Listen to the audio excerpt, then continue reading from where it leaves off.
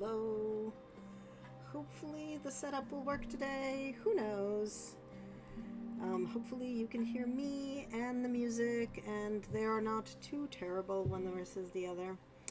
But we are going to spin again, and we will keep reading the Iliad, which when we last left off, we finished book 1. So now we've got book 2, and book 2 is I think it's the next chapter anyway. Jove sends a lying dream to Agamemnon, who thereon calls the chiefs in assembly and proposes to sound the mind of his army. In the end, they march to fight. Catalogue of the Achaeans and Trojan forces. So we can look forward to a catalog of the forces. So let's get the wheel going.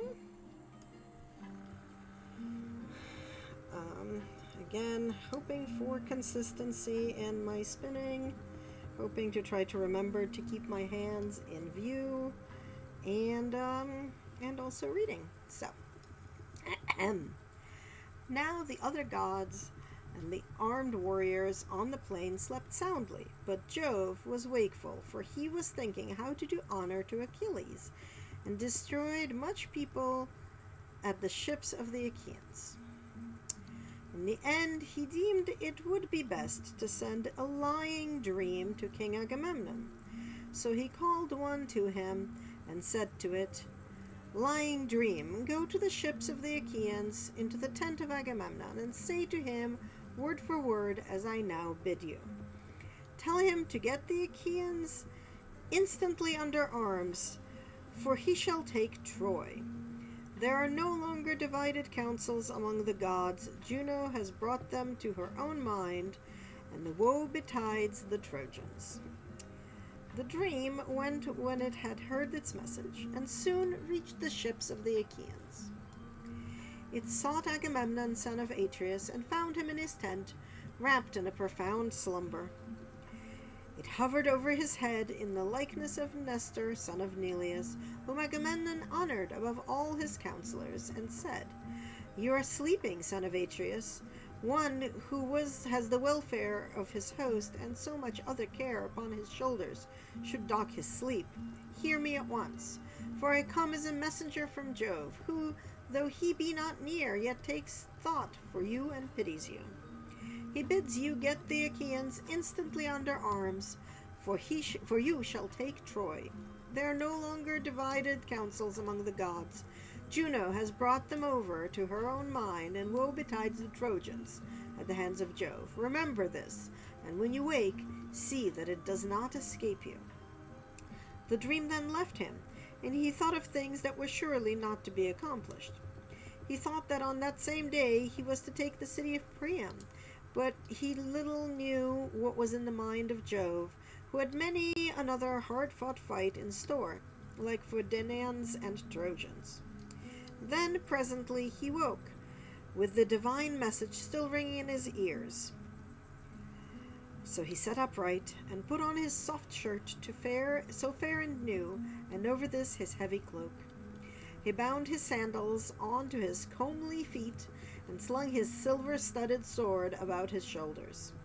Then he took the imperishable staff of his father, and sallied forth to the ships of the Achaeans.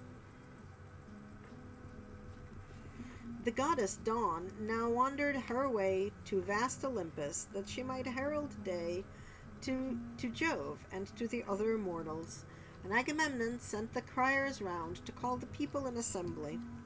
So they called them, and the people gathered thereon. But first he summoned a meeting of the elders at the ship of Nestor, king of Pylos, and when they were assembled, he laid a cunning counsel before them. "My friends," said he, "I have had a dream from heaven in the dead of night, and its face and figure resembled none but Nestor's. It hovered over my head and said, 'You are sleeping, son of Atreus. One who has the welfare of his host and so much other care upon his shoulders should dock his sleep. Hear me at once, for I am a messenger from Jove.'" Are we really repeating this whole thing a third time? We are. "Who, though he be not near, yet takes thought for you and pities you. It bids you get the Achaeans instantly under arms, for you shall take Troy. There are no longer divided councils among the gods.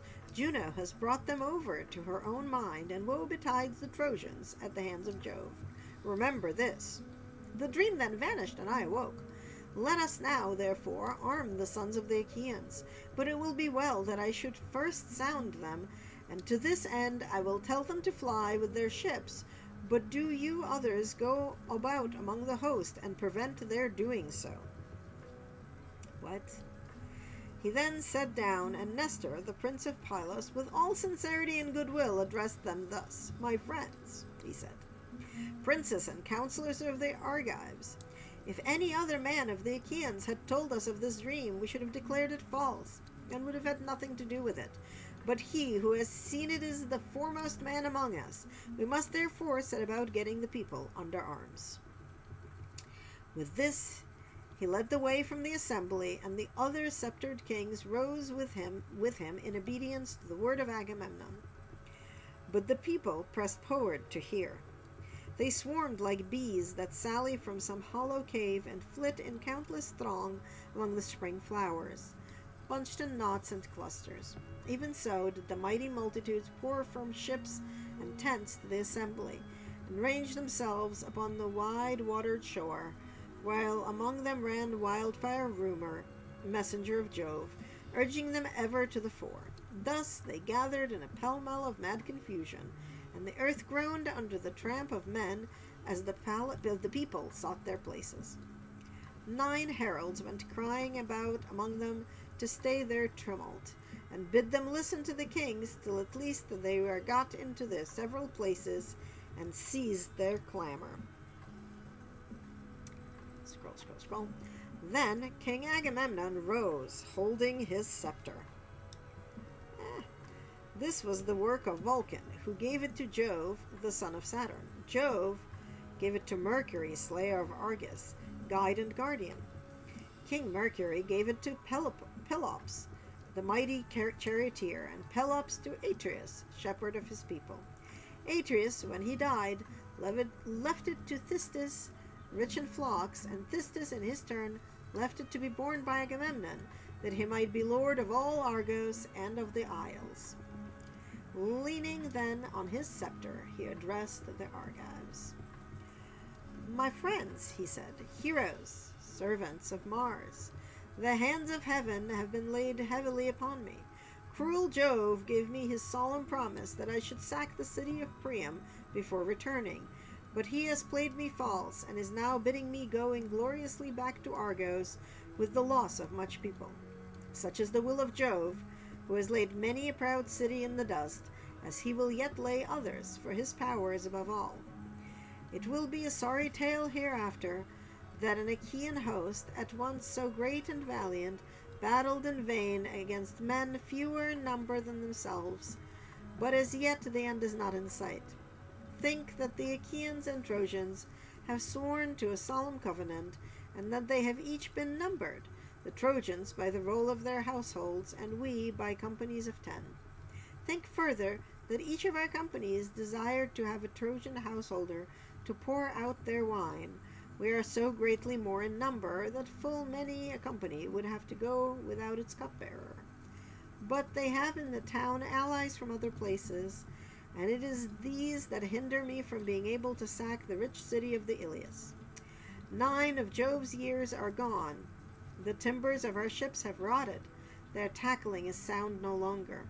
Our wives and little ones at home look anxious for our coming, but the work that we came hither to do has not been done. Now, therefore, let us all do as I say. Let us sail back to our own land, for we shall not take Troy." So this is like he's like sounding out his men, I guess, by telling them the opposite of what Jove said. Okay. With these words he moved the hearts of the multitude, so many of them as knew not the cunning counsel of Agamemnon. They surged to and fro like waves of the Icarian sea, when the east and south winds break from heaven's clouds to lash them, or as when the west wind sweeps over a field of corn and the ears bow beneath the blast. Even so were they swayed as they flew with loud cries towards the ships, and the dust from under their feet rose heavenward. They cheered each other on to draw the ships into the sea.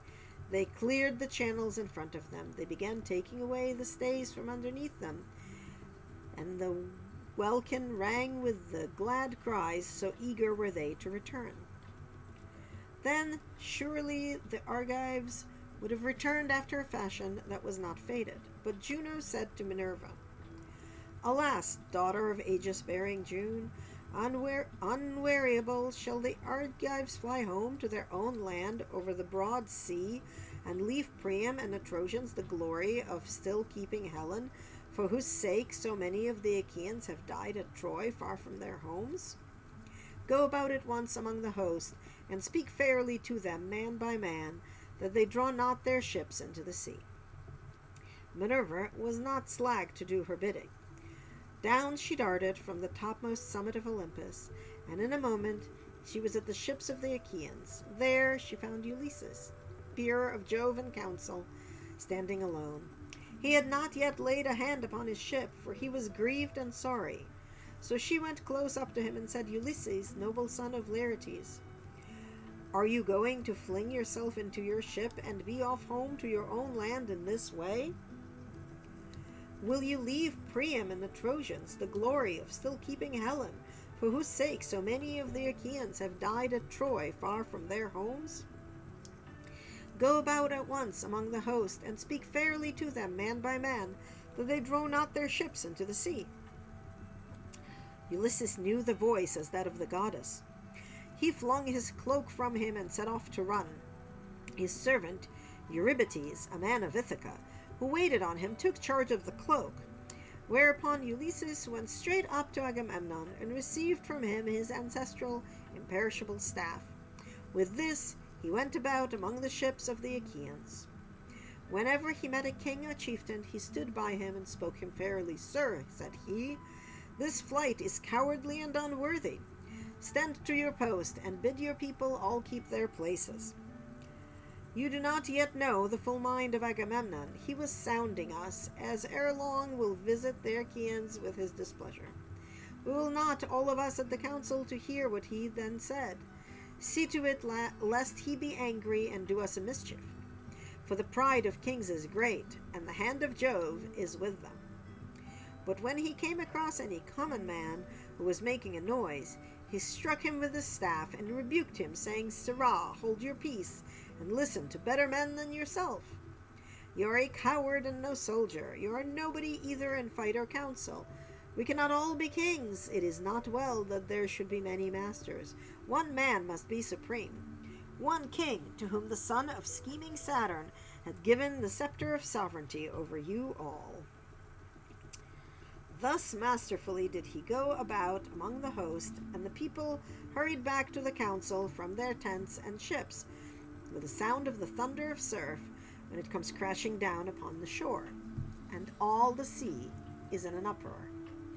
The rest now took their seats and kept to their own several places, but Thersites still went on wagging his unbridled tongue, a man of many words, and those unseemly, a monger of sedition, a railer against all who were in authority, who cared not what he said, so that he might set the Achaeans in a laugh.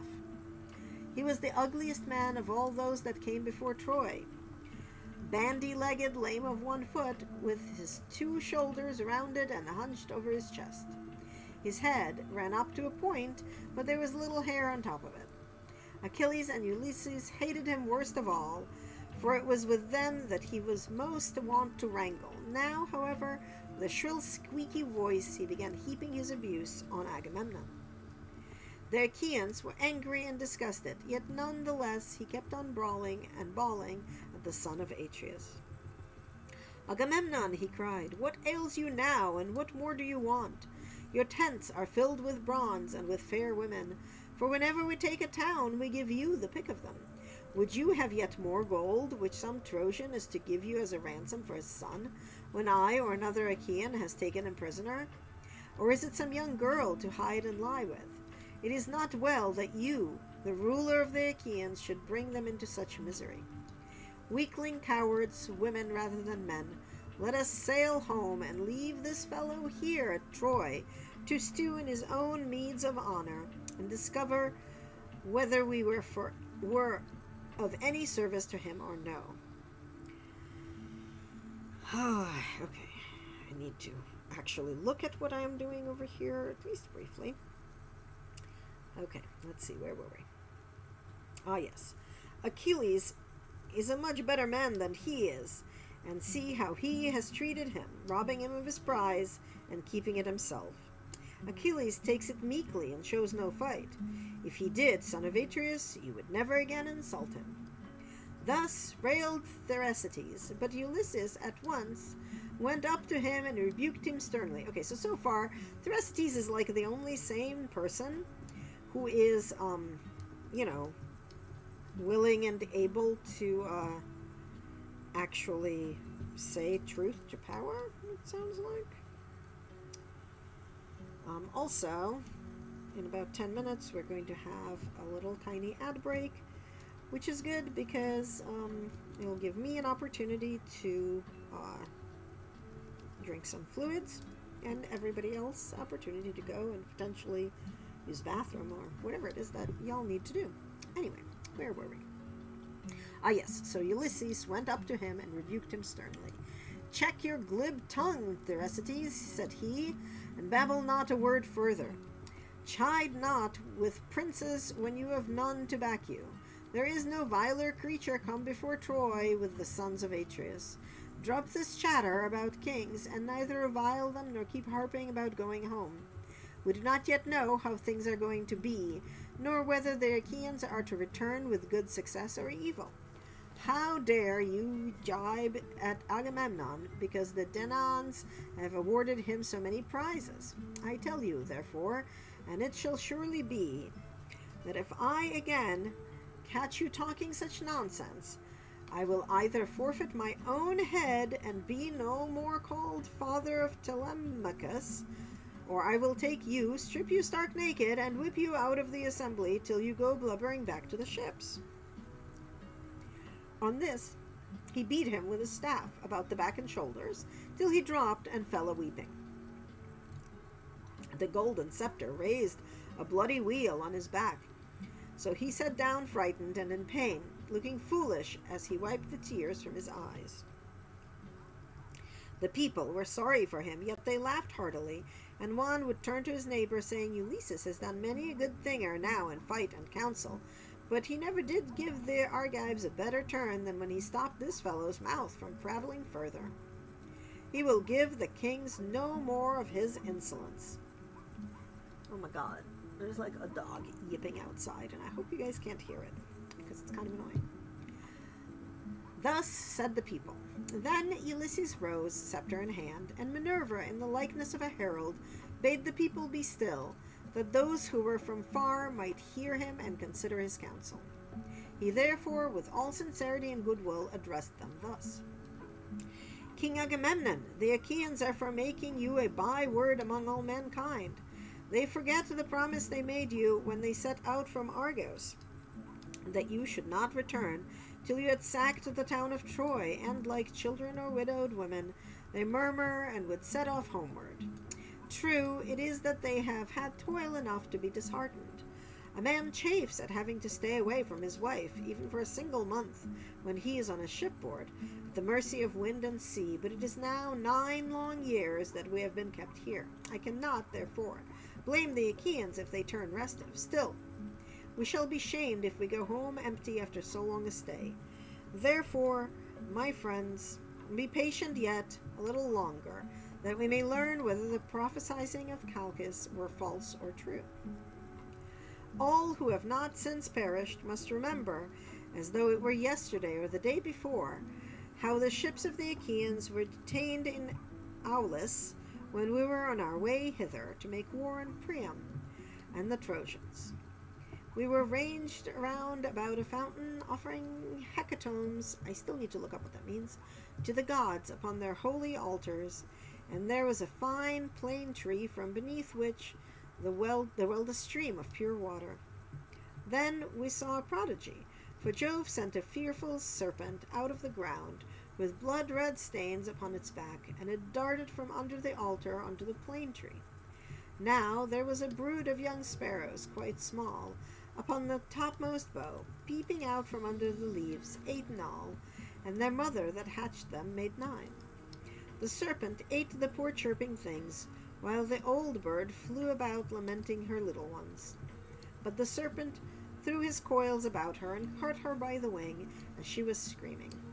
Then, when he had eaten both the sparrow and her young, the god who had sent him made him become a sign, for the son of scheming Saturn turned him into stone, and we stood there wondering at that which had come to pass.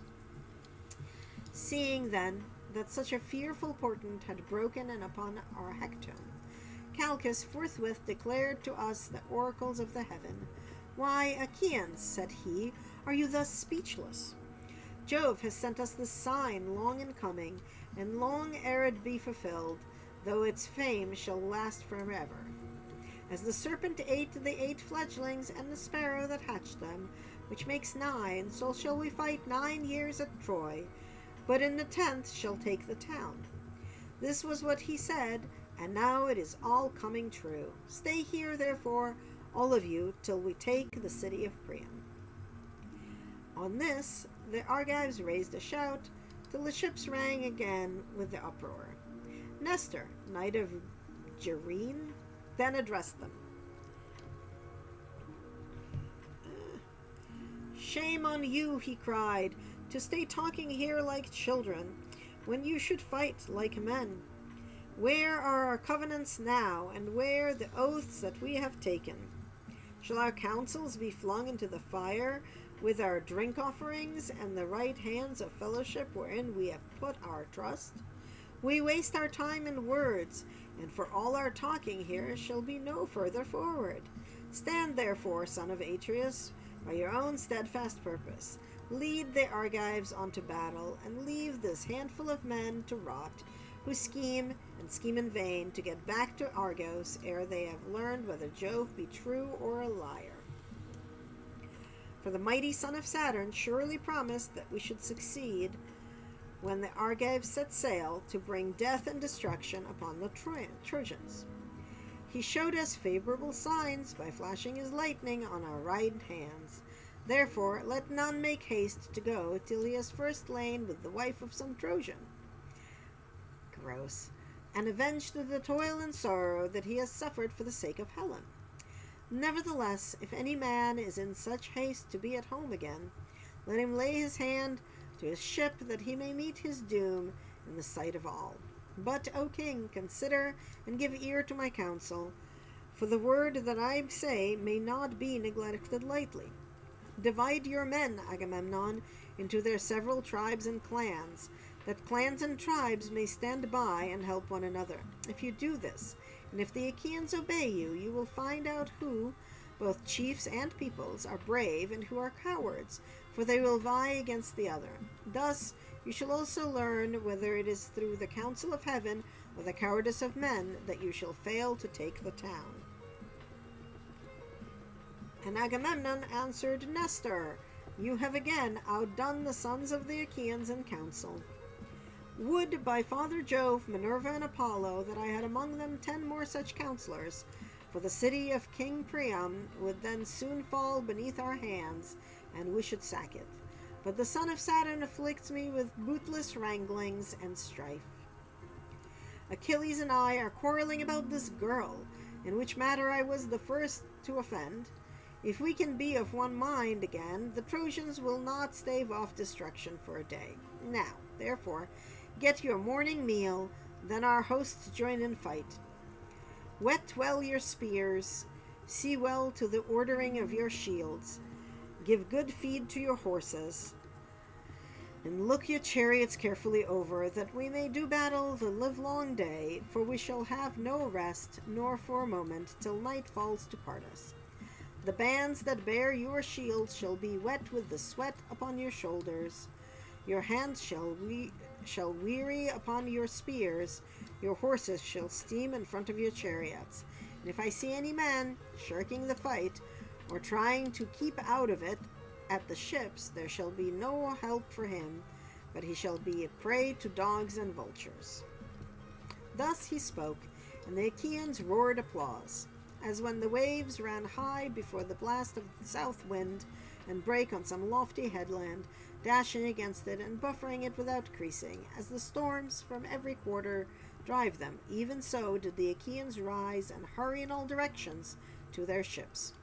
There they lighted their fires at their tents and got dinner, offering sacrifice every man to one or the other of the gods, and praying each one of them that he might live to come out of the fight.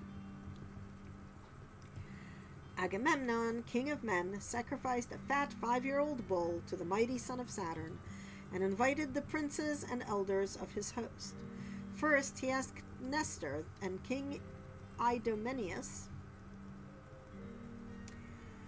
I don't know who Idomeneus is.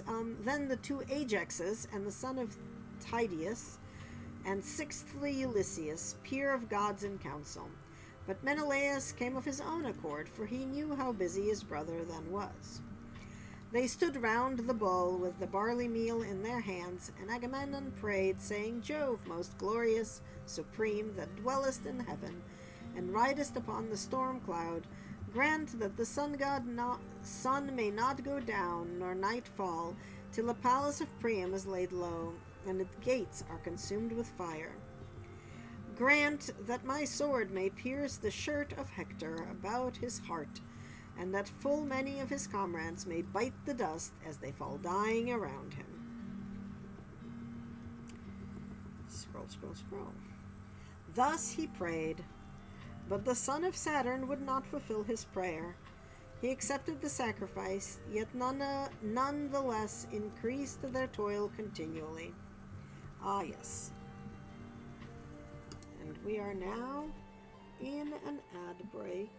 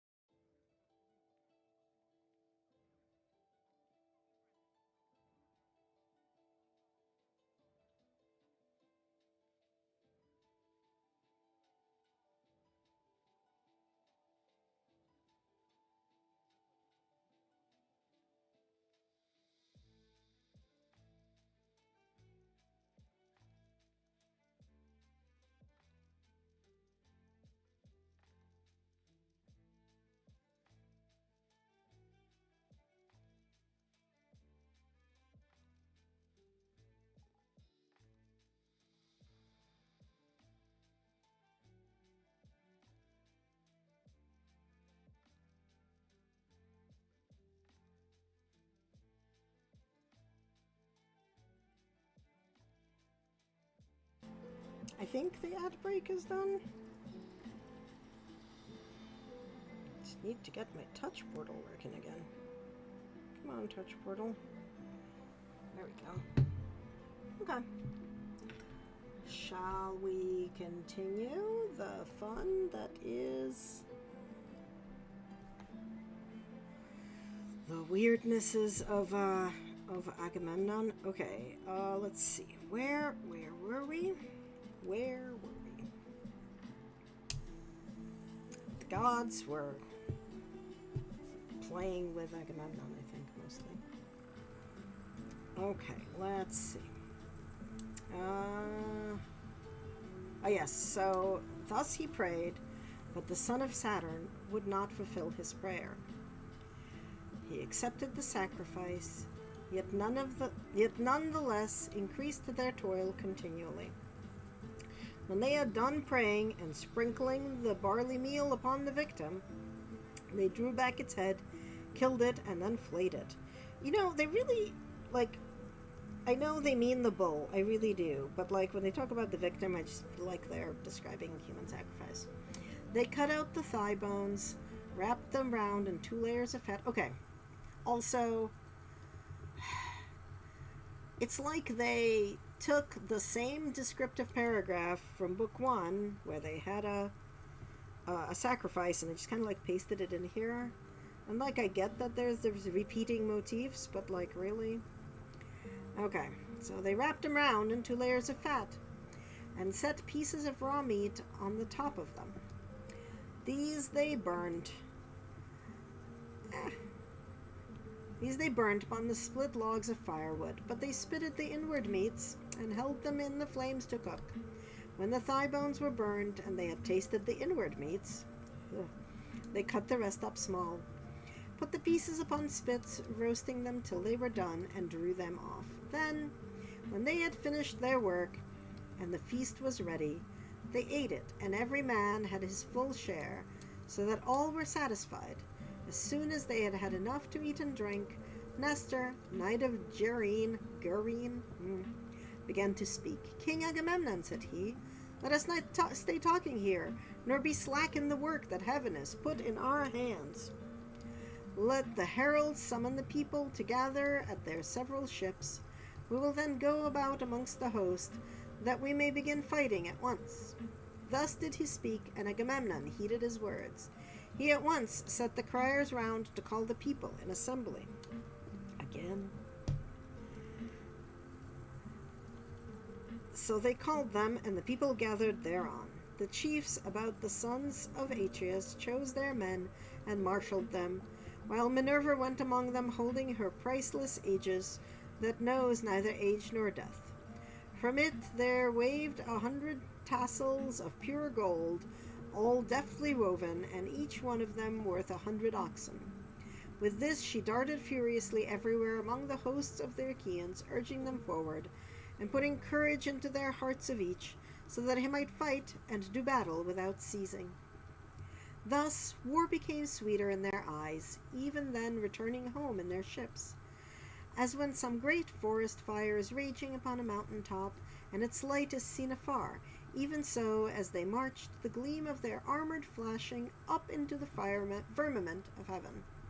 I can read, I promise. They were like great flocks of geese, or cranes, or swans on the plain about the waters of Cayster, that winged their way hither and thither, glorying in the pride of flight, and crying as they settle till the fen is alive with their screaming. Even thus did their tribes pour from ships and tents onto the plain of the Scamander, and the ground rang as brass under the feet of men and horses. They stood as thick upon the flower-bespangled field as leaves that bloom in summer. As countless swarms of flies, very different from swans, buzzed around a herdsman's homestead in the time of spring when the pails are drenched with milk, even so did the Achaeans swarm onto the plain to charge the Trojans and destroy them. Okay, so they've been hanging out for 9 years, and it sounds like they've been hanging out right in front of Troy, for 9 years, like not laying siege, just kind of hanging. That seems like not the way I would do war, but like, what do I know, I guess, about Greek and Roman warfare? Okay. The chiefs dispersed their men this way and that before the fight began, drafting them out as easily as goatherds draft their flocks when they have got mixed while feeding. And among them went King Agamemnon, with a head and face like Jove, the Lord of Thunder, a waist like Mars, and a chest like that of Neptune. As some great bull that lords it over the heads upon the plains, even so did Jove make the son of Atreus stand peerless among the multitudes of heroes. And now, O Muses, dwellers on the mansions of Olympus, tell me, for you are goddesses and are in all places so that you see all things, while we know nothing but by report, who were the chiefs and princes of the Danaans? As for the common soldier, they were so that I could not name every single one of them, though I had 10 tongues, and though my voice failed not, and my heart were of bronze within me, unless you, O Olympian Muses, daughters of aegis-bearing Jove, were to recount them to me. Nevertheless, I will tell the captains of the ships and all the fleet together. Oh, I see. This is where we're gonna inventory, I guess. Penelus, Letus, Arcesilas, Prothionor, and Clonius were captains of the Boeotians. These were they that dwelt in Hyria and the rocky Aulis, and who held Schoenus, Scolus, and the highlands of Etionus, with the Cespia, Graea, and the fair city of Mycalessus. They also held Herma, Elysium, and Erythrae, and they held Aelion, Nahile, and Petion, Ocalia, and the strong fortress of Medion, Copia, Eutrasis, and Thisbe, the haunt of doves, Coronia, and the pastures of Haliartus, Platia, and Glycis, the fortress of Thebes, the less, holy Onchestus, with its famous grove of Neptune, Arn, rich in vineyards, Media, sacred Nisa, and Anthedon upon the sea. From these there came 50 ships, and in each there were 120 young men of the Boeotians. Okay, well that was a paragraph, and there's many more, all full of nothing but names. Yikes. Okay. Asclepius and Ialmenus, sons of Mars, led the people that dwelt in Aspledon and Orchomenus, the realm of Minyas. Astioch, a noble maiden, bore them in the house of Actor, son of Asius, for she had gone with Mars secretly into an upper chamber, and he had lain with her. With these came some 30 ships. The Phocians were led by Shadius and Epistrophus, son of mighty Iphitus, the son of Naubolus. These were they that held that held Kyparissus, Rocky Pytho, Polycrissa, Dolus, and Panopius. They also that dwelt in Anemora and Hyampolis, and about the waters over the river Cephissus.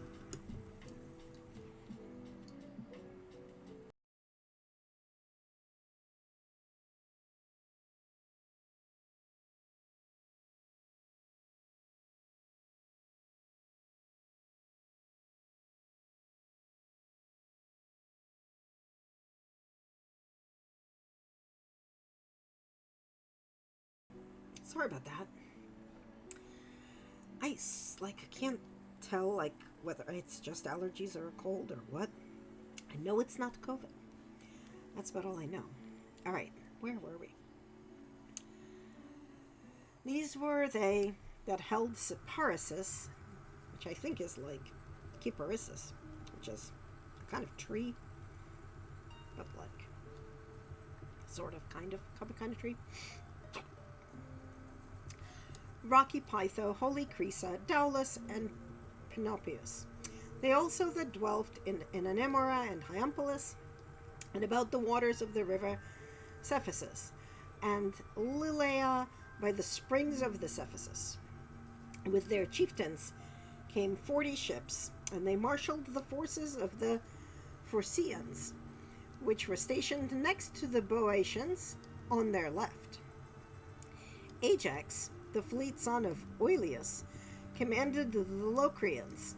He was not so great, nor nearly so great, as Ajax the son of Telamon. He was a little man, and his breastplate was made of linen, but in use of the spear he excelled all the Hellenes and the Achaeans. These dwelt in Sinus, Opus, Calarius, Bessa, Scarphae, Fair Oggia, Tarphae, and Thronium, about the river Boagrius. With him there came 40 ships of the Locrians, who dwelled beyond Euboea. I feel like I'm reading the periodic table. The fierce Abantius held Euboea with its cities, Chalcis, Eretria, Histiaea, rich in vines, Cerinthus upon the sea, and the rock-perched town of Dium. With them were also the men of Charistus and Styra. Elephanor of the race of Mars was in common of these. He was son of Chalcodon, and chief over all the Abantes. With him they came, fleet of foot, and wearing their hair long behind, brave warriors, who would ever strive to tear open the corselets of their foes with their long ashen spears. Of these there came 50 ships. Scroll. And they that held the strong city of Athens, the people of great Erechtheus, who was born of the soil itself, but Jove's daughter Minerva fostered him and established him at Athens in her own rich sanctuary. There, year by year, the Athenian youths worshipped him with sacrifices of bulls and rams. These were commanded by Menestheus, son of Peteos. No man living could equal him in the marshalling of chariots and foot soldiers. Nestor could alone rival him, for he was older. With him there came 50 ships. Ajax brought 12 ships from Salamis and stationed them alongside those of the Athenians. The men of Argos, again, and those who held the walls of Tiryns, with Hermione and Asine upon the gulf, Troezen, Ione, and the vineyard lands of Epidaurus. The Achaean youths, moreover, who came from Aegina and Massus, who were led by Diomed of the loud battle cry, and Sthenelus, son of famed Capaneus. With them in command was Euryalus, son of King Mecistus, son of Talus, but Diomed was chief over them all. With these there came 80 ships. Those who held the strong city of Mycenae, rich Corinth and Cleone, Orne, Arethrae, and Lycion, where Adrastus reigned of old, Hypersia, High Genosa, and Pellene, Aegium, and all the coastland round about Hellas. These sent 100 ships under the command of King Agamemnon, son of Atreus. His force was by far far both finest and most numerous. And in their midst was the king himself, all glorious in his armor of gleaming bronze, foremost among the heroes, for he was the greatest king and had most men under him.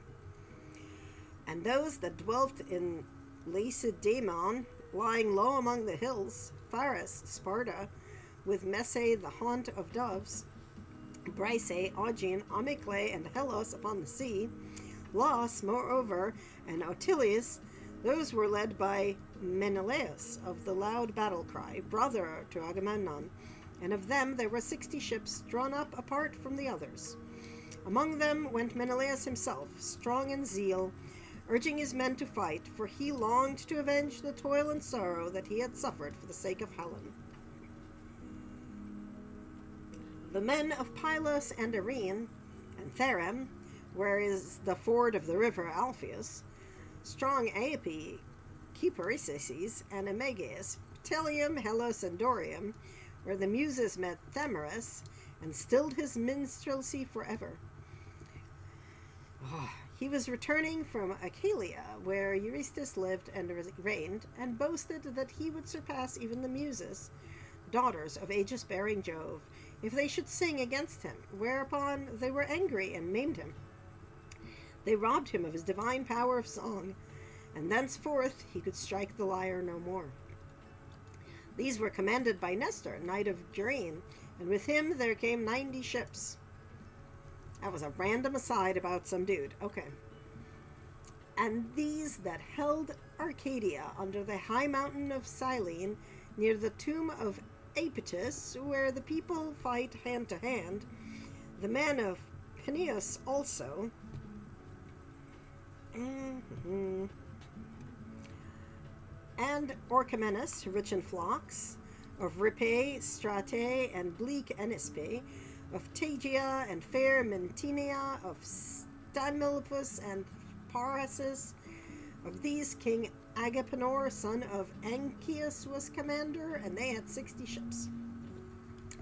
Many Arcadians, good soldiers, came in each one of them, but Agamemnon found them the ships in which to cross the sea, for they were not a people that occupied their business upon the waters. The men, moreover, of Buprasium and of Elis, so much of it as is enclosed between Harmine, Marcinus, upon the seashore, the rock Oline, and Elysium. These had 4 leaders, and each of them had 10 ships, with many Epeans on board. Their captains were Amphimachus and Thalapus, the one son of Ctetus, and the other of Eurytus, both of the race of Actor. The 2 others were Diaries, son of Amernicus, and Polexenus, son of King Agasthene, son of Aegeus. And those of Dolichium, with the sacred Iacinian islands, who dwelled beyond the sea of Elis. These were led by Meges, peer of Mars, and the son of valiant Phelleus, dear to Jove, and quarreled with his father, and went to settle in Dulcium. With him there came 40 ships. Ulysses led the brave Cephallenians, who held Ithaca, Neritum with its forests, Chrysalia, rugged Aegyptus, Samos, and Zacynthus, with the mainland also that was over against the islands. These were led by Ulysses, peer of Jove in council, and with him there came 12 ships. This list is never-ending. Thoas, son of Andremon, commanded the Aetolians, who dwelt in Pleuron, Olenus, Pauline, Chalcis by the sea, and rocky Calydon, for the great king Oeneus had now no sons living, and was himself dead, as was also golden-haired Meleager, who had been set over the Aetolians by their king, and with Thoas there came 40 ships. Okay, well, the Aetolians are in Turkey, at least that much I know. The famous spearman Idomeneus led the Cretans, who held Knossos, and the well-walled city of Gortys. Lyctus also, Miletus, and Lycastus, that lies upon the chalk, the populous town of Phaestus, and Retium, with other people that dwelt in the 100 cities of Crete. All these were led by Idomeneus and by Meriones, peer of murderous Mars, and with these there came 80 ships. Tlepolemus, son of Hercules, a man both brave and large of stature, brought 9 ships of lordly warriors from Rhodes. Wait, I lost my place. Oh, from Rhodes. Yeah, there you go. These dwelt in Rhodes, which is divided among the 3 cities of Lindus, Aelius, and Camarius, that lies upon the chalk. These were commanded by Tlepolemus, son of Hercules, by Astocia, whom he had carried off from Ephyra on the river Selus, upon sacking many cities of valiant warriors.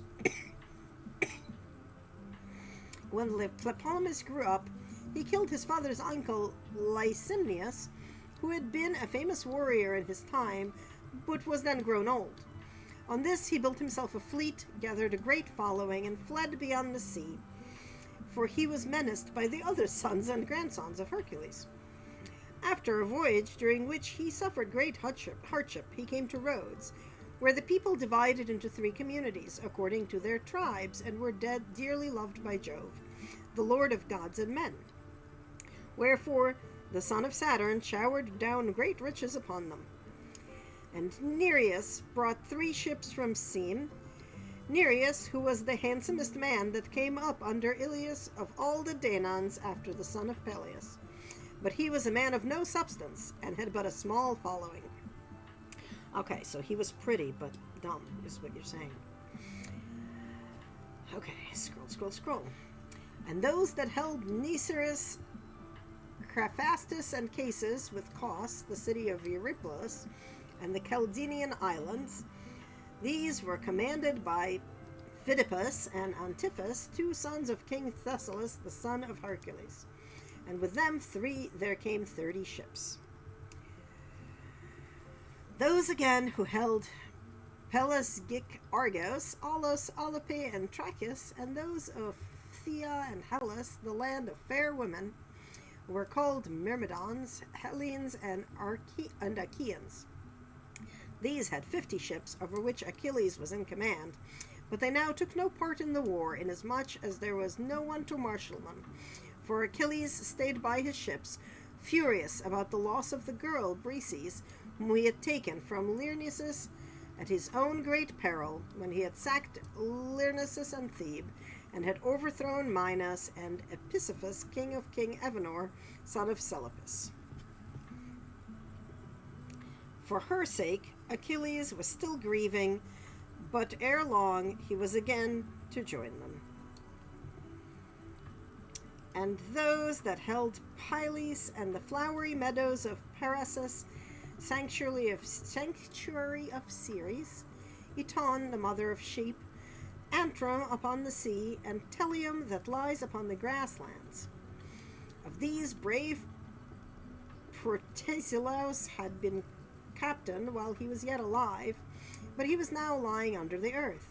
He had left a wife behind him in Phyllis to tear her cheeks in sorrow, and his house was only half finished, for he was slain by a Dardanian warrior while leaping foremost of the Achaeans upon the soil of Troy.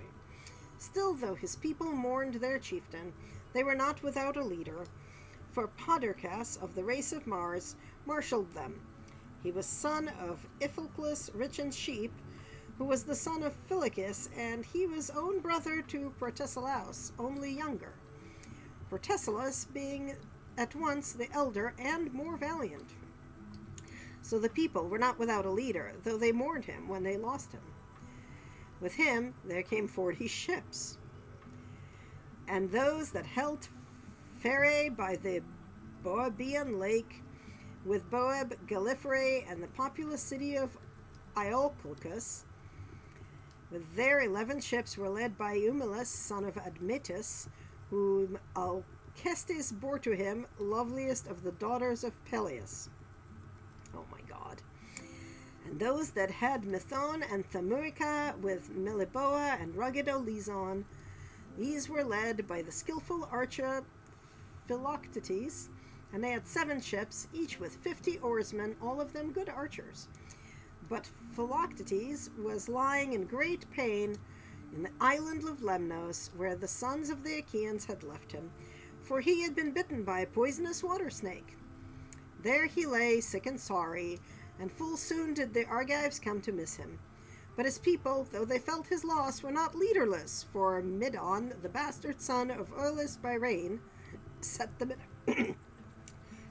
in array. Those again of Tricca and the stony regions of Ithome, and they had held Ochelia, the city of Ochelian Eurytus. Those were commanded by the 2 sons of Asclepius. skilled in the art of healing, Podalirius and Machion, and with them came 30 ships. The men, moreover, of Romanius, and by the fountain of Hyperia, with those that held Asterius and the white crests of Titanus, these were led by Eurypylus, the son of Euaemon, and with them there came 40 ships. Those that held Argissa and Girtone, Orth alone, and the white city of Olosson, of those brave Politius was leader. He was son of Pirithous, who was son of Jove himself, who for Hypodamia bore him to Pirithous on the day when he took his revenge on the shaggy mountain savages and drove them from Mount Pelion to the Ithesis. But Polypotus was not sole in command, for with him was Leontius, of the race of Mars, who was son of Coronus and son of Caenas, and with these there came 40 ships. I did mention that we were doing an inventory, right? Because this is what this is. Okay. Gunnius brought 22 ships from Cyphus, and he was followed by the Emenes and the valiant Peribai, who dwelt about wintry Dodona and held the land around the lovely river Titerius, which sends its waters into the Peneus. They do not mingle with the silver eddies of the Peneus, but follow on the top of them like oil. For the Titerius is a branch of dread Orcus and of the river Styx. Of the Manganites, Prothus, son of Thenthodon, was commander. They that dwelt about the river Peneus and Mount Pelion. Prothus, fleet of foot, was their leader, and with him came 40 ships. Such were the chiefs and princes of the Danaans. Who then, O Muse, was the foremost, whether man or horse, among those that followed after the sons of Atreus? Oh my God, are we going to release horses? No, people on horses, I hope. Of the horses, those of the son of Piraeus were by far the finest. Nope, we are totally describing horses. They were driven by Eumelus and were as fleet as birds. They were of the same age and color and perfectly matched in height. Apollo, of the silver bow, had bred them in Pieria, both of them mares, and terrible as Mars in battle. Of the men, Ajax, son of Telamon, was much the foremost so long as Achilles' anger lasted, for Achilles excelled him greatly, and had also better horses.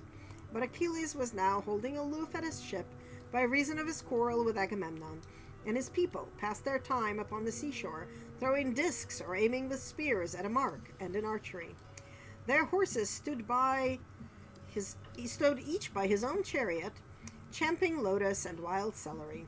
The chariots were housed under cover, but their owners, for lack of leadership, wandered hither and thither about the host and went not forth to fight. Thus marched the host like a consuming fire, and the earth groaned beneath them when the Lord of Thunder is angry, and leashes the land about Typhoeus among the army, where they say Typhoeus lives. Even so did the earth groan beneath them as they sped over the plains. And now Iris, fleet as the wind, was sent by Jove to tell the bad news among the Trojans.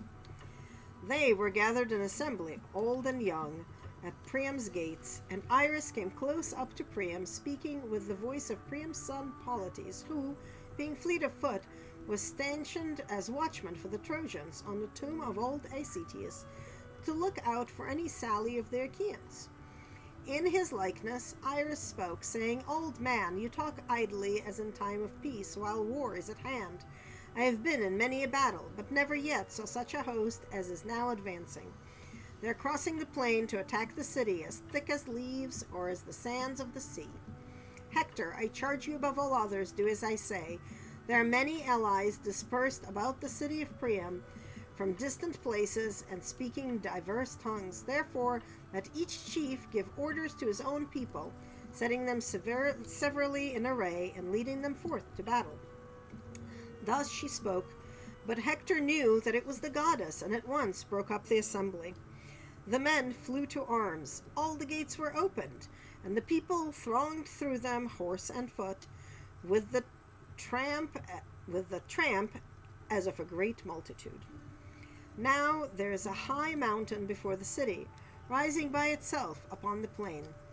Men call it Betia, but the gods know this as the tomb of the lithe Marine.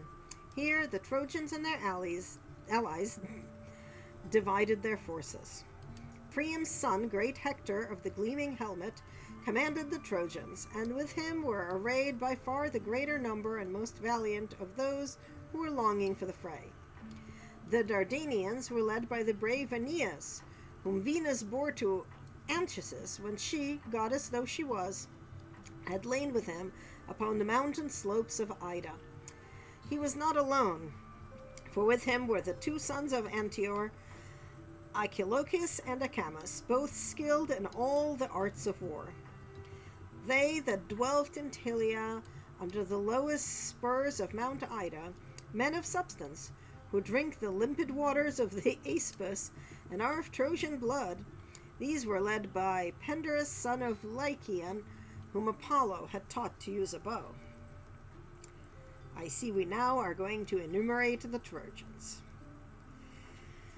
They that held Andrastia and the land of Apasus with Petia and the high mountain of Pteria, these were led by Adrastus and Amphius, whose breastplates were of linen. These were the sons of Merops of Percote, who excelled in all kinds of divination. He told them not to take part in the war, but they gave him no heed, for fate lured them to destruction. They that dwelt about Percote and Perseus with Cestus, Abydos, and Arisbe, these were led by Asius, son of Hyrtacus, the brave commander. Asius, the son of Hyrtacus, whom his powerful dark bay steeds, of the breed that comes from the river Celis, had borne through the Arisbe. Hippothus led the tribes of Pelasgian spearmen who dwelt in fertile Larissa, Hippothus and Peleus of the race of Mars, two sons of the Pelasgian Lathus, son of Tithonus. Acamas and the warrior Pyrrhus commanded the Thracians and those that came from beyond the mighty stream of the Hellespont. Euphemus, son of Troezenus, the son of Chaos, was captain of the Ciconian spearsmen. Pyracemus led the Paeonians archers from distant Amadon by the broad waters of the river Actius, that fairest that flow upon the earth. The Paphologians were commanded by stout-hearted Palymenus of Enate, where the mules run wild in herds. Okay, you can't have herds of mules, they can't reproduce. Anyway, what? I guess you can have man-made herds of mules, I guess. I don't know. These were they that held Cytorus and the country around Sesamus, with the cities by the river Pethinius, Corona, Agalus, and lofty Erythini. Odius and Epistophus were captains over the Holizoni from distant Alibe, where there are mines of silver.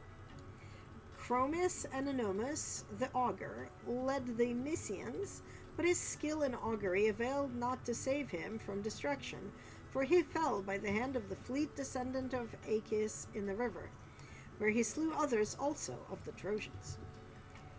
Pharisees again and noble Ascanius led the Phrygians from the far country of Ascania, and both were eager for the fray.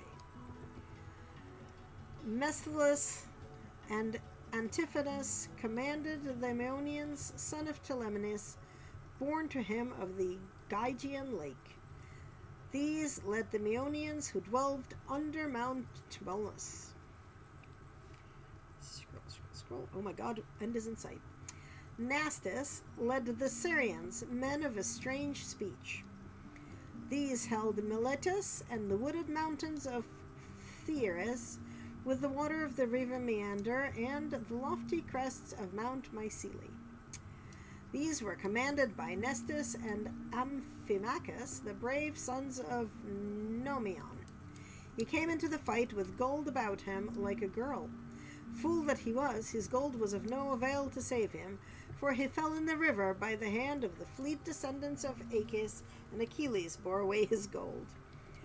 Sarpedon and Glaucus led the Lycians from their distant lands by the eddying waters of the Xanthus. So that was the end of Book 2 with its never-ending inventory.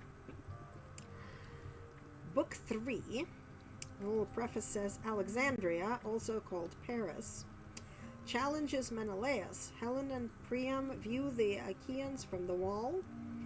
The Covenant, Paris and Menelaus fight, and Paris is worsted. Venus carries him off to save him, scene between him and Helen. So that's Book 3, which, I'm not sure whether we want to start or not. I did want to stream for about 2 hours, and we're only about 1 hour in, I think. Yeah. But I need to get rid of the pre-roll, which is fine, but I don't want to do another long ad. We have an ad in 17 minutes, so I guess we'll just have pre-roll for a little while. I want to at least finish this bit of yarn, although I did bring a new bobbin to start the second single for plying later, but I did also be proud of me, dear watchers. I went to Michael's and managed to only buy one extra thing in addition to what I came there for.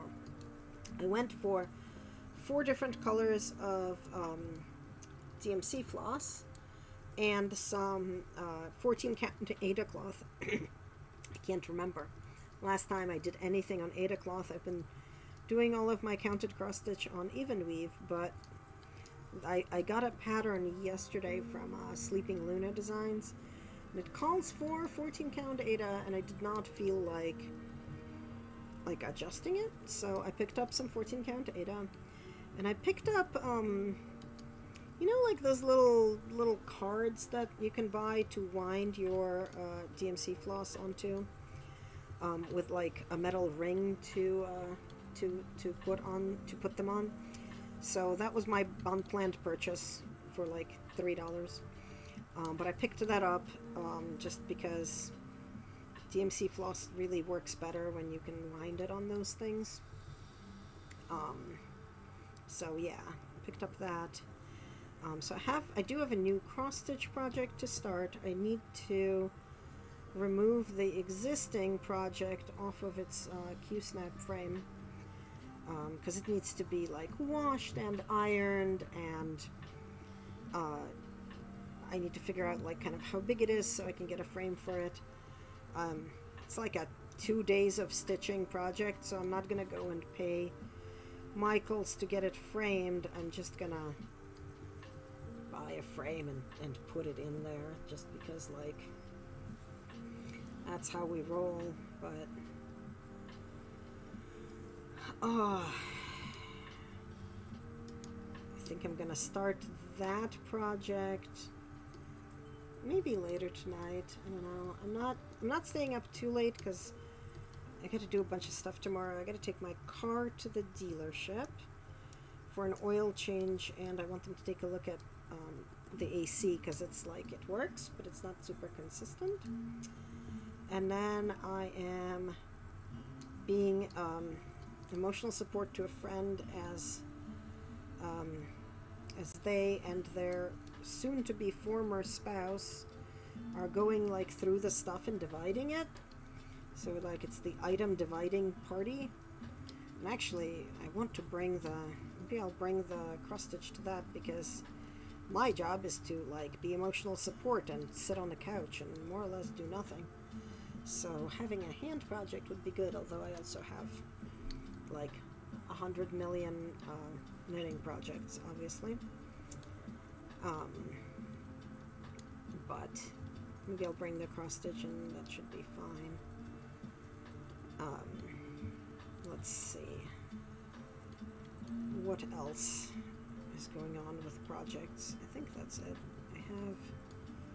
I need to finish the cathedral windows shawl and block it, so that's gonna be fun because I'm almost done. Not quite done, not actually done, but I want to be done such that I can bring it with me to Glasgow when I go. Not that I expect to really need a shawl in August in Glasgow, but I worry that some of the like lecture halls in the convention center will be cold.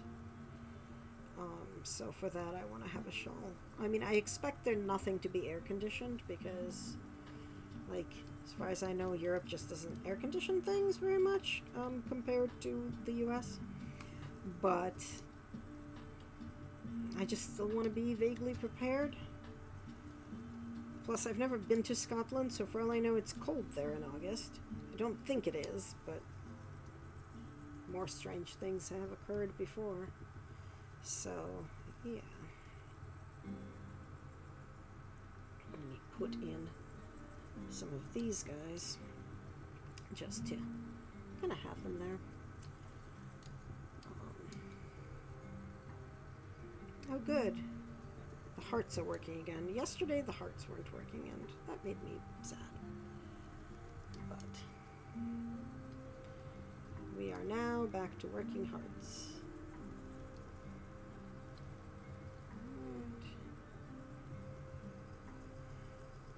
This is sort of like a long draw. It's not really a long draw. It's just a draw that is long, if that makes sense. I really need to get my consistency better than it is. But at least this particular thing is going to be plied the normal way, not with a chain ply, so I'll end up with a 2-ply rather than a 3-ply at the end, which will help. The 3-ply, I feel, really kind of emphasizes when things are not very evenly spun.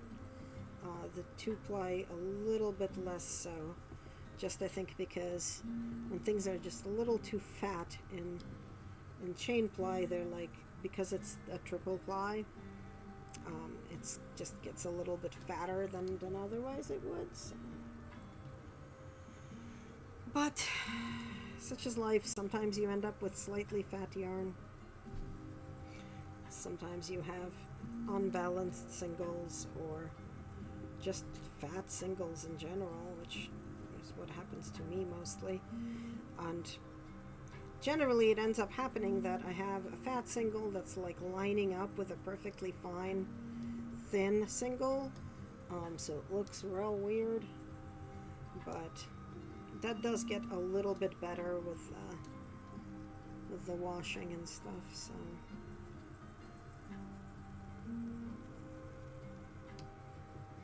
and as I was mentioning yesterday, I do love this colorway. So we went from that sort of reddy peachy brick color to like all the way through a wine maroon to this pretty true purple. So alright.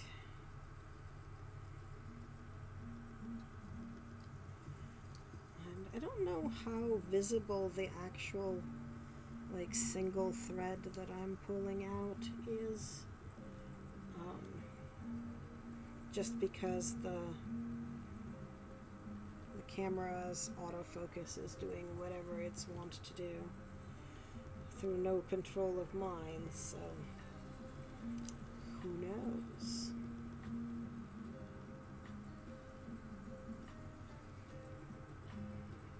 Okay. figure we'll wait until the next ad break, in another drink and bathroom break, and then we will start book 3, just because it sounds like it might have some actual things happening in it and not just be a long roster of everybody's ships full of Greek names I cannot pronounce, which, like, oh my god, those names. I don't think I pronounced, like, really a single one of them right. Like, the only ones I was sure of are, like, Mount Ida, Hector, Asclepius, Achilles, Agamemnon, right? Menelaus, right? Like, I know those names. I know how you're supposed to pronounce those, but the rest of them, who knows, man? So many names, and a lot of them very similar, and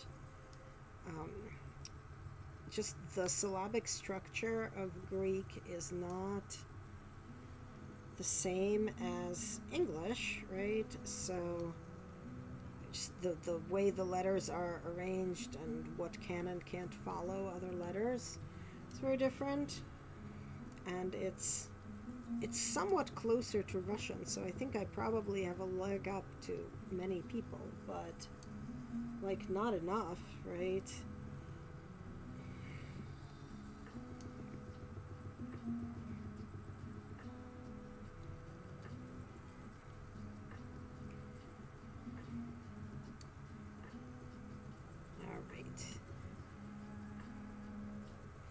Alright, do we think I will finish this before the ad starts? The ad is starting in, like, 7 minutes? 6.5 minutes? I think I will. There's not a lot here left in this braid, so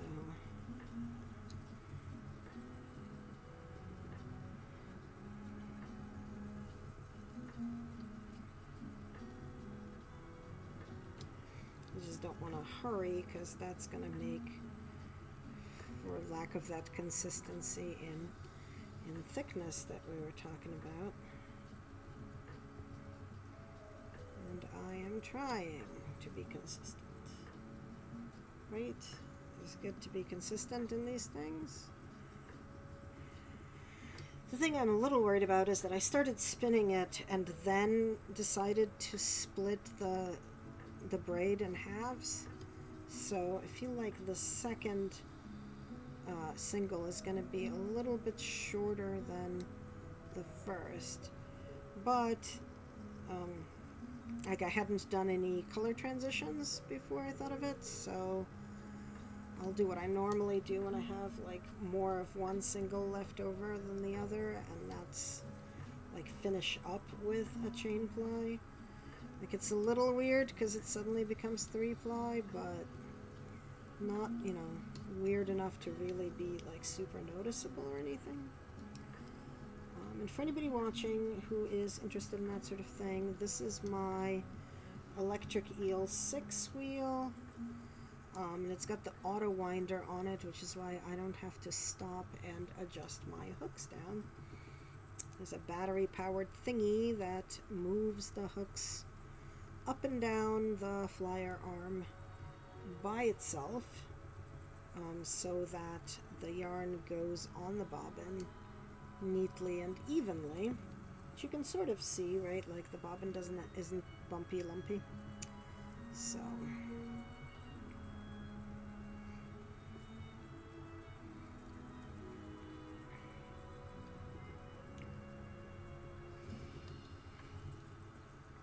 and I do love this wheel so much. Like, don't get me wrong, I love my Kiwi, but this wheel is pretty amazing.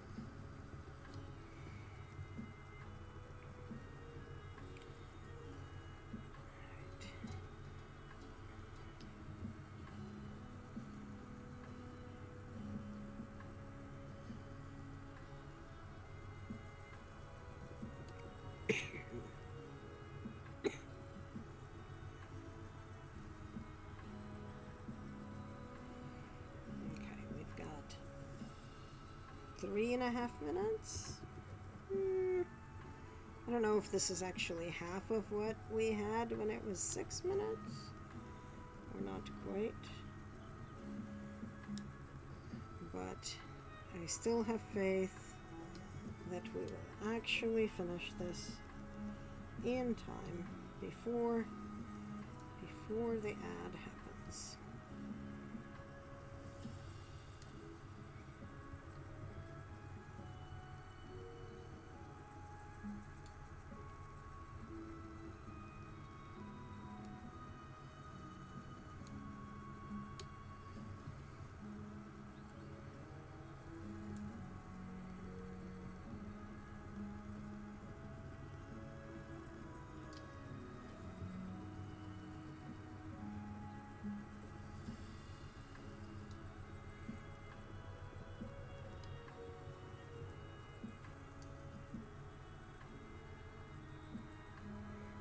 But yeah, once we finish this and have the ad break, we will start the next bobbin, the other single, and also we'll start book 3.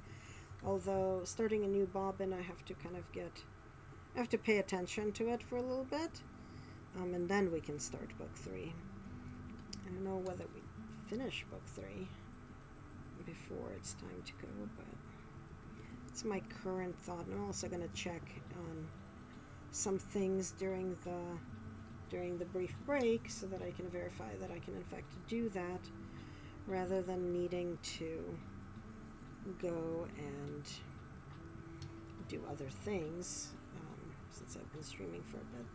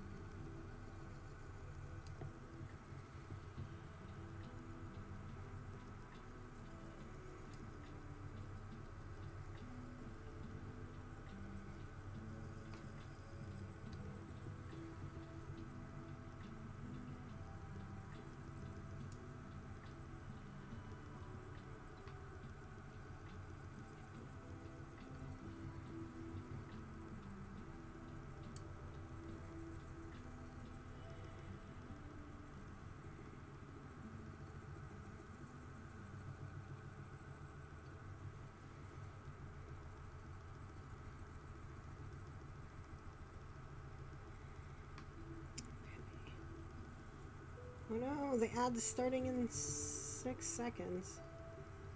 Well,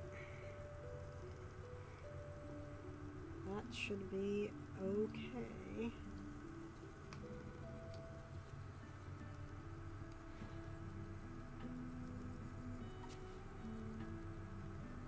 It just says ad starting soon. Is it actually going to start?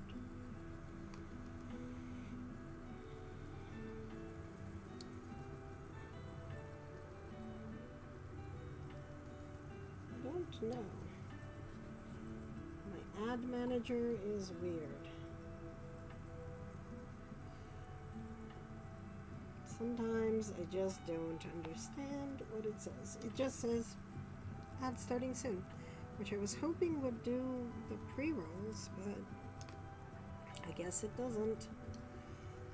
Haha, joke's on me. I don't know, maybe I need to manually start it. Oh, there we go.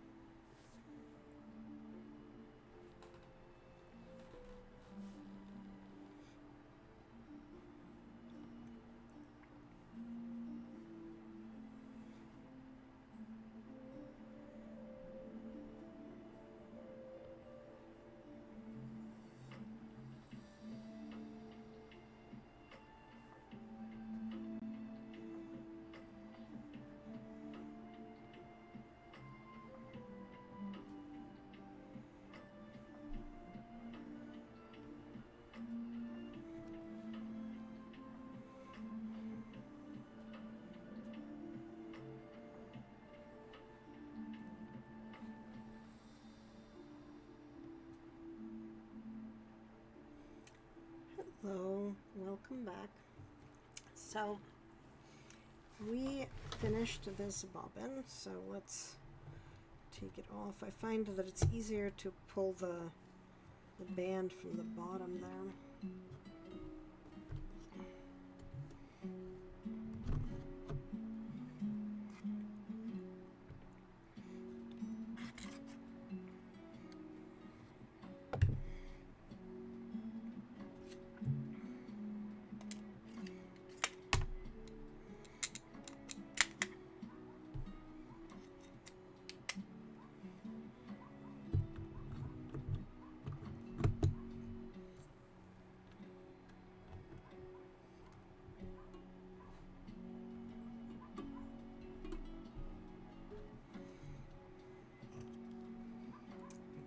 Back and get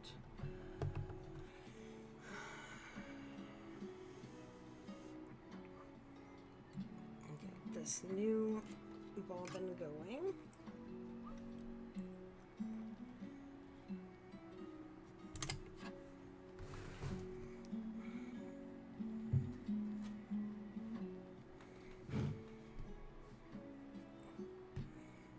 Let's see.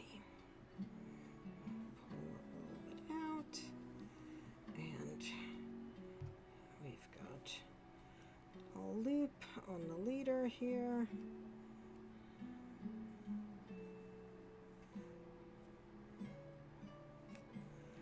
Ugh, so much extra fluff from previous spins. Oi.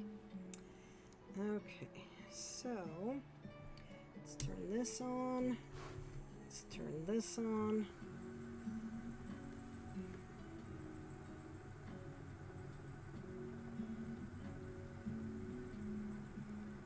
Getting started is like always a terrible problem for me because like nothing goes smoothly when getting started in my universe. Like some people get started and everything is perfect. Me, not always. Sometimes, but not always. So you can see with the new braid starting, like sort of the effect that the auto winder has, right? You can kind of see the yarn winding onto the bobbin slowly as it moves, so you can kind of see it move up the shaft of the bobbin. Hey, Pukra! No, that's fine. Oh no, I'm sorry about the borderline mangrain. Yeah, so like, this is the, stop. This is the prior bobbin that I just finished. I have no idea if like, this is at all showing up on there. But the color gradient is basically like this brick followed by this sort of wine colored, followed by this purple that it actually then gets into. So I made one single, so this is the second single, and then I'm gonna, apply them together, obviously. What is going on here? Oh, but I am realizing that like my mouth parts are a little tired. Yeah, I've got great expectations of this. It's a merino cashmere from Blue Brick. Oh, why are we doing this? Stop it. Stop it. Stop it. Stop it. Stop it. Not you, obviously. Yes, that would be lovely.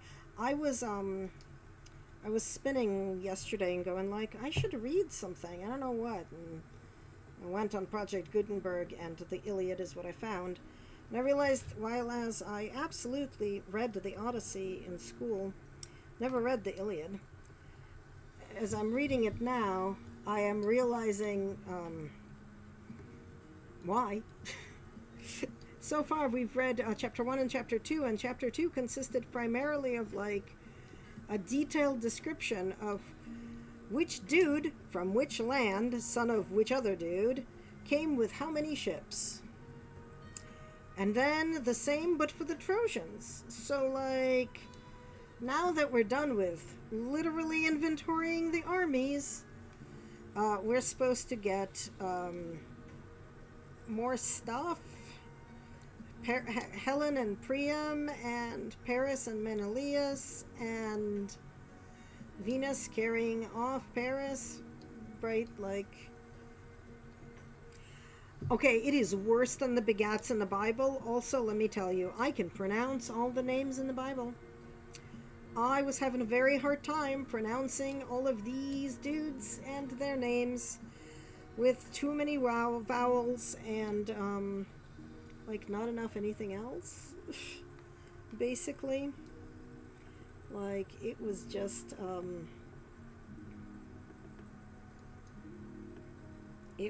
kind of too many things. Too darn many things. But it is currently, what is known as, Tour de Fleece happening. So I'm trying to spin every day for the duration of the tour. That's my hope. And because I am freshly unemployed with like copious spare time, I decided this week and next week, before my partner gets in to visit, to try to stream every day. So I streamed yesterday and I streamed today. And so I'm gonna try to stream tomorrow, although my schedule's weird. I'm gonna try to stream Sunday, although my schedule's weird. It might end up being at like 2 in the morning, but I am determined to do it. And then when I'm done streaming today, which is going to be pretty soon because my hand is getting crampy, but I'm going to raid into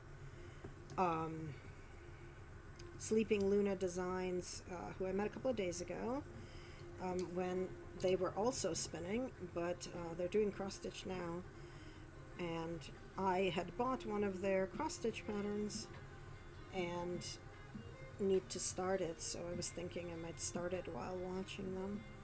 They're very, very like chill, cozy streamer from Oregon who's doing a bit of a partner push as well right now while streaming, but just a very cool person. So I might take y'all there with me in a minute, but it looks like our start went reasonably smoothly. Of course, now that I've said it, it will be terrible, I'm sure, but you know, so far so good.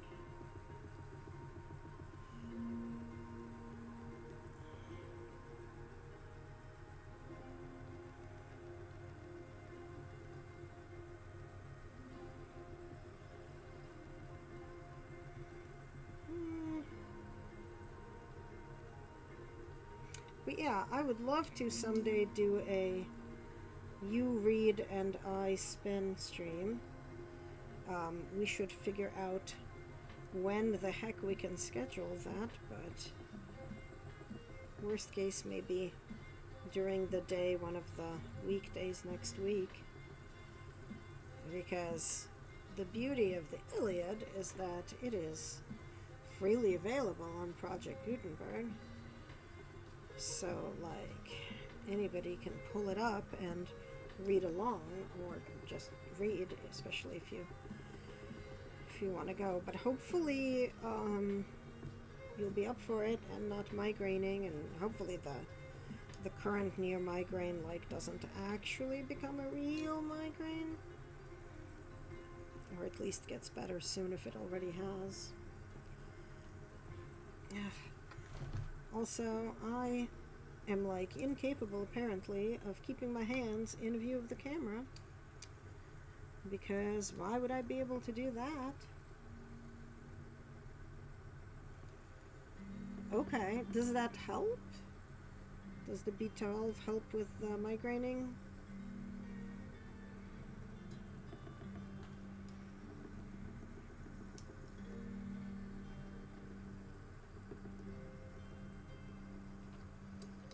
Oh, cool. Well, much luck. Migraines suck rocks, and I super hope that that it's not too bad.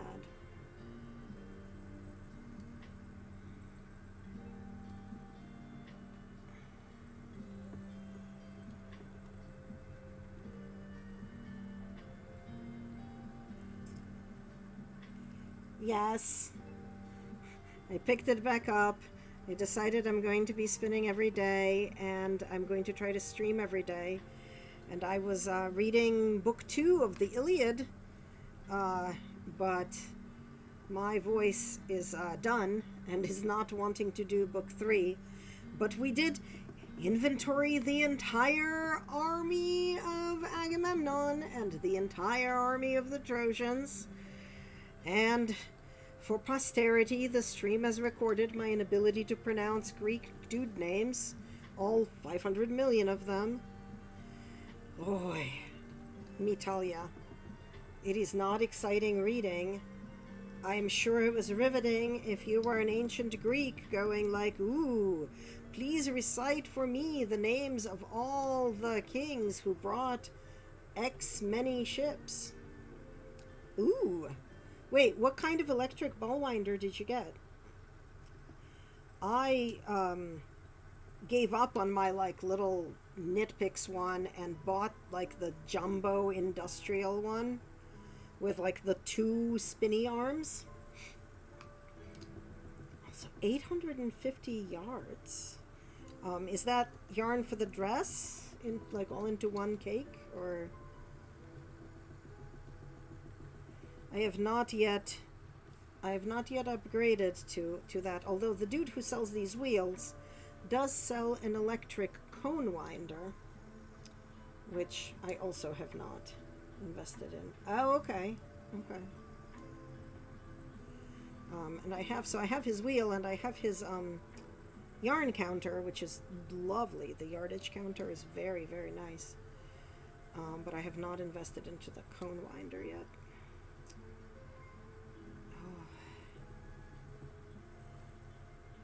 For the dress is, oh, it's already in cakes. Okay.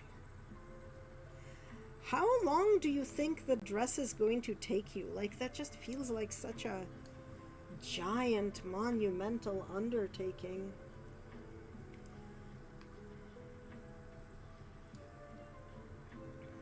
Well, yes. I was hoping you might have a... Okay, so that's decent time, like, to still do it, and most of it in not summer. I have this problem where in the like super hot parts of summer I just don't feel like knitting, but despite it being like 70 degrees in my house, right, still, like, I'm like, ah, yes, yarn, 'tis not the time, that's for winter time or whatever. Yeah, but you have time. What you have of the train so far looks amazing. So, cotton for the yarn for the dress. It's less. Yeah, that's valid. Still, though, is it knit in parts? Right. So, like, the train is detachable. So I'm assuming it's definitely a separate piece. But like, is the dress knit sort of like a shaped sweater, or is it like skirt piece and top pieces that are then sewn together? Like, how does... Ugh. Consistency, why has thou forsaken me?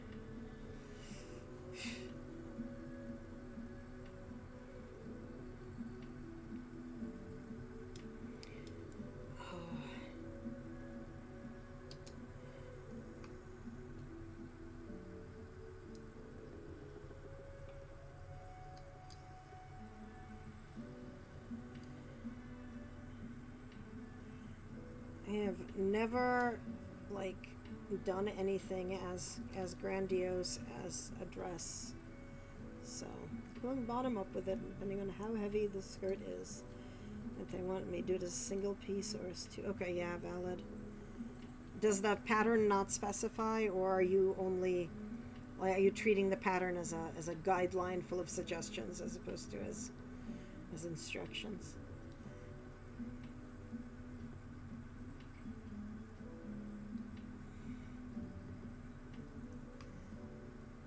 I would expect, even with cotton, for the skirt to need a petticoat layer to support it, potentially like attached at the waistband, just because even with cotton, the knit bit is just going to be heavy. But so it would just would potentially stretch out the top bit due to its weight, but if there's something structural on the hips holding it up. Recipe more than, oh, okay. Stitch pattern from other projects. Oh, okay. I see. That is even more adventurous than I thought. Like, I would not dare. Oh my god. I cannot imagine, like, myself doing that, but you are brave, and I cannot wait to see pictures of the final product as it is getting assembled and stuff. Oh, and corsetry, okay. Like actual corsetry or like structural undergarments?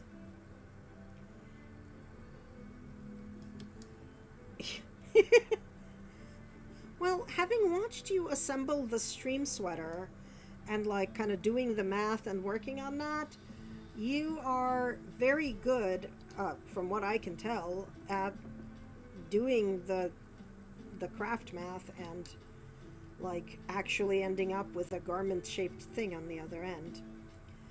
I kind of feel about that kind of craft math the same way I feel about food. I can follow a recipe great, but I cannot look at a bunch of ingredients and end up with a food. Okay, nice. Very cool. You know, I'm a big proponent of Elizabethan style corsets, so not the waist cinchy ones, but the ones that kind of turn you a little bit into a cone, just for like back and shoulder support, because boobs are heavy and suck. And being able to put the boob weight on the hips instead of the shoulders is like a glorious thing for which I will always love corsets. But people tend to look at me funny when I say that, because they're like, but corsets are uncomfortable. I'm like, only if you do them wrong.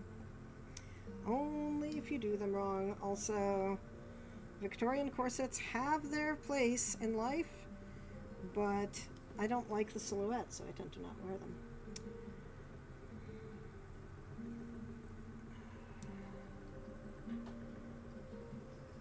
And definitely don't tight lace anything, and don't do minimizers, so they are very comfortable when done right.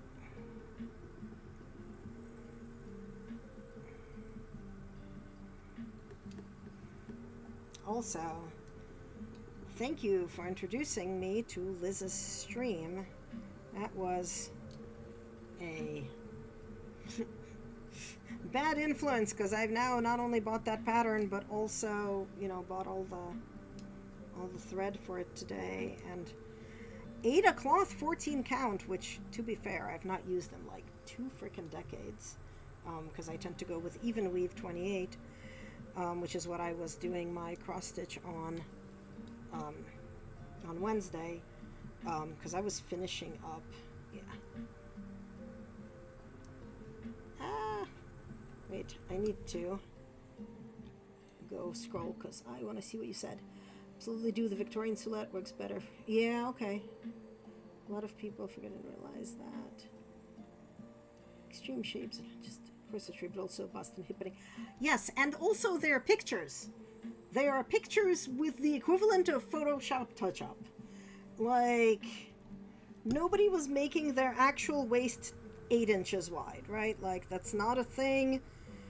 And a good Victorian corset will reduce your waist by a lot, especially if you then also, like, put a banana under your boobs and a bum roll on your bum. And, you know, it looks real small when you make everything around it real wide. But yeah. Yeah, I am not naturally an hourglass. I'm naturally a cone. So it works best for me to stick to the cone. But I do utilize the boob banana because it's good to have like a wicking shelf under there. But anyway, I forget what I was saying.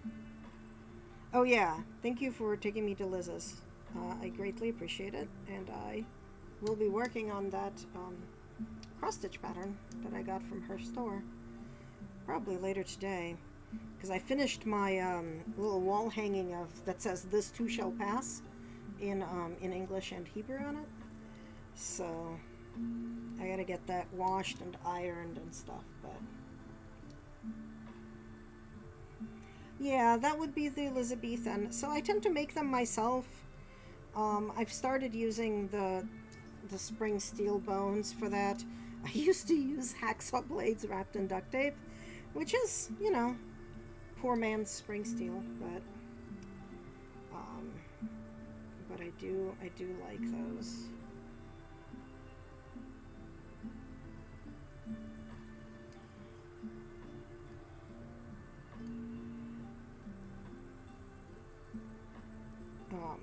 I tend to follow the Janet Arnold patterns for the Elizabethan corsetry, so lots and lots of bones, like a tall cone kind of thing, with not a lot of visible boobage or cleavage kind of deal.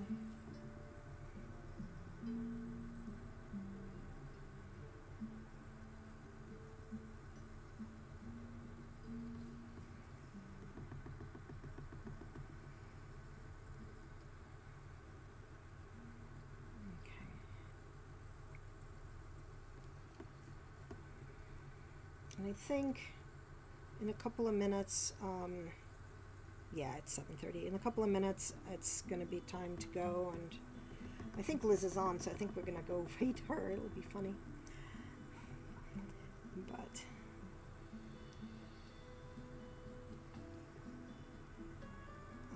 I should be on again tomorrow. Just like super don't know when.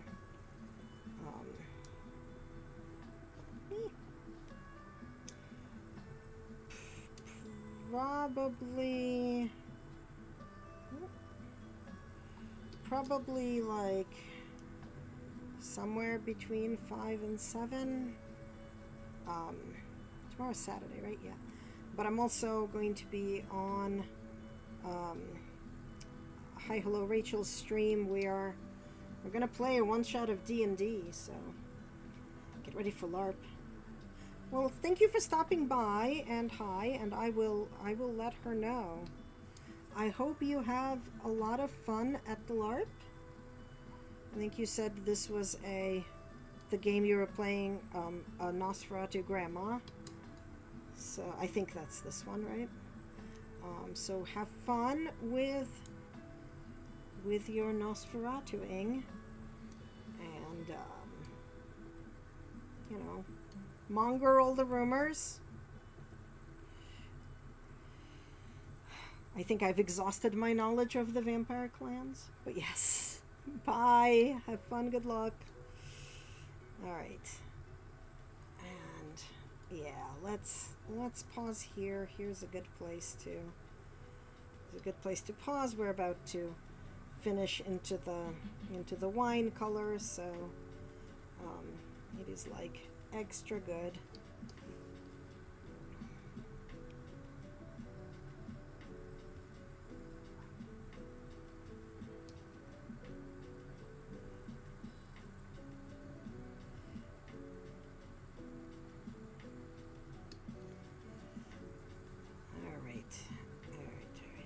Alright. I am bad at actually being done when I say I'm done, but we knew that. Alright. Let us...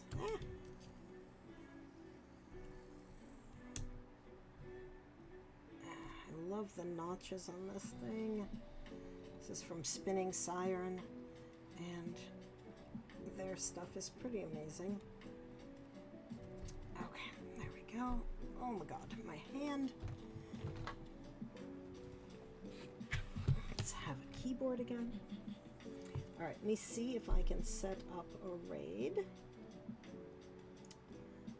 2.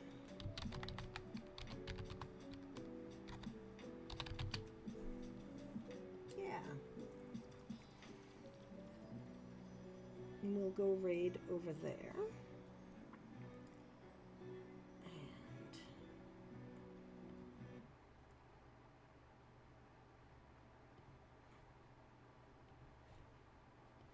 Be all great,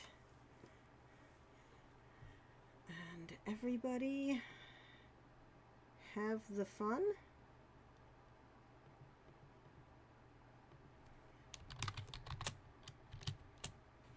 Who can,